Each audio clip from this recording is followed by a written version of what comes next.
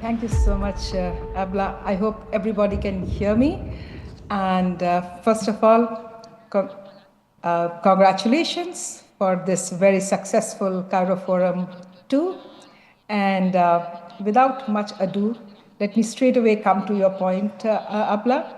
As you have very kindly mentioned earlier also about the very detailed policy brief that we have written on this particular theme itself, as to how IMEC's relevance can be increased by including the countries in North Africa, in particular, those countries which are hugely engaged into the GVCs of manufacturing. I'm not talking about digital economy yet. Let us confine ourselves to trade in goods. And in that, our countries in North Africa, Egypt in the front, leading from the front, as well as Turkey. And this is the picture that we are imagining. Our previous panelists have said that IMEC has not necessarily taken off. Indeed, the infrastructure part is lagging behind, but there is no reason to believe that other aspects of IMEC, because from an Indian perspective, or from an Asian perspective, IMEC is very much a multidimensional, multimodal connectivity program in which manufacturing, trade connections, connections between commercial centers, these play a very important part, regardless whether they follow the infrastructure route, the linear infrastructure route that has been sort of pre-imagined in IMEC when it was being signed. Now, as we also know, Abla, that between the signing and now, a lot of geostrategic changes have happened. We are hoping that the peace accord will, sort of bring some sort of normalcy in the region, and the connectivity, the infrastructure part, will regain some momentum. But in the meanwhile, all the countries engaged in this IMEC program and our leading producers in Africa have to come forward and create a kind of global value chain clusters. Now, why do we talk about clusters is this. All the signing countries, India, UAE, Saudi Arabia, they are all investing very hugely in their own production capacities. We have a Make in India program in India. UAE is deepening its manufacturing and investment programs. Saudi Arabia is diversifying its economy. Now, energy connectivity narrative is very much on track, but the GVC connectivity, how these important production centers, which will also include important economies of Africa, North Africa, precise here, and Turkey. This is what we are trying to imagine. This is not imagination per se. This is a reality. We have proved it by evidence in the policy brief. I will encourage everybody to visit it. But I would like to share my screen just for a moment and see as to host has disabled participant screen sharing. But if this may be sort of allowed just for a moment, I would love to show this. How Ibrahim, GVC can you allow work. Anita to share, please? Just for a moment, please. Anita wrote actually a policy brief on the issue, a very powerful one that is actually going to be published by ECS in parallel with the conference the next couple of days. Yes. Without wasting any further time, if I can, yeah, I've got it now. So here is what I'm trying to show is how the GVCs function. If you follow the lead from Southeast Asia, the production center of the Global Production Center, now this is how the BIMP IAGA, the Brunei, Indonesia, Malaysia triangle work, Philippines triangle work. This is the IMT-GT, the Indonesia. And these are the proven way into how countries come together to become huge manufacturing hubs. I am extrapolating the same theory, the learning from Southeast Asia between India and UAE, UAE and Saudi Arabia, but more importantly, Saudi Arabia and the northern part of Africa, which includes Egypt, which also includes Morocco, and we also have Turkey. So this is how we foresee.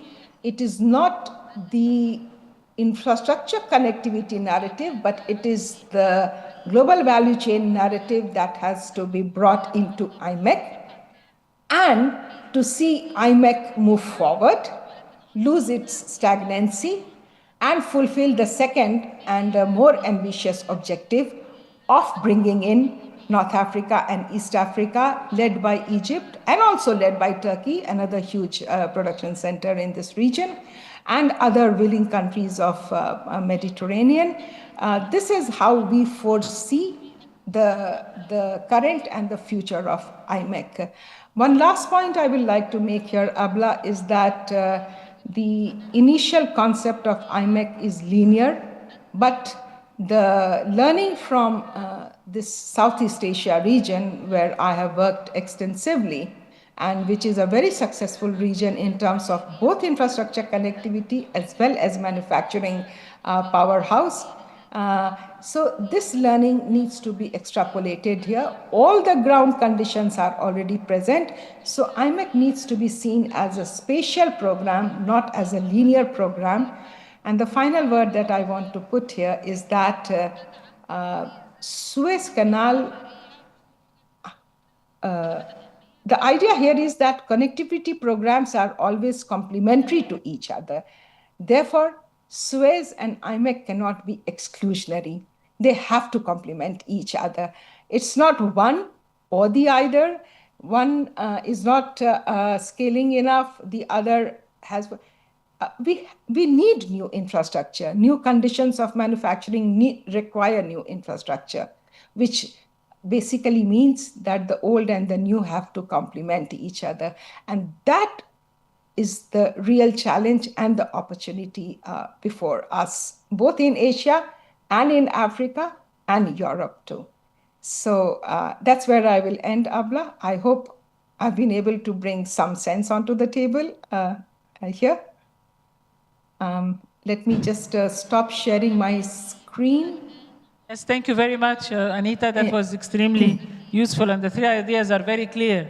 Regardless of the infrastructure itself, okay, the connectivity there is taking place.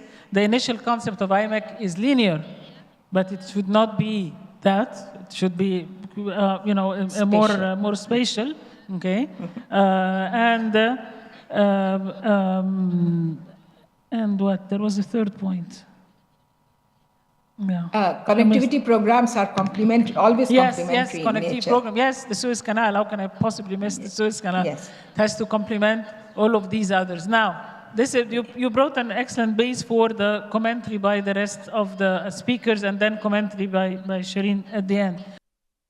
I'd like you to comment on this again. The idea that the ones who did the original agreement do not want to have others involved before they actually sign. It is something that's on the table, right, Amber? It is on the table. No, go ahead, Anita. Yes, thanks, Abla. Yes, look, the signing was, one has to understand who or which parties were mentoring the signing. Now, for purpose of clarity, let me re-emphasize that IMEC is part of the PGII, which is sort of an program of the G7. So once that clarity is there, then rest of the discussion becomes quite easy from thereafter. When IMEC meets reality. Now we all know that IMEC, there are better experts here than me on this issue. The Abraham Accord was in the background, and the BRI was also in the background, although these two are separate issues. Now, the reason why I do not speak on Abraham Accord and its relevance for IMEC, but I move to BRI, is this, Abla. The whole world, including the G7, the G20, Asia, Africa, and Europe in particular, is speaking about the need for resilient and inclusive global value chains, which are also transparent, secure, and diversified. These are the 5-6 principles around which GVC infrastructure is being spoken about, is an objective in itself.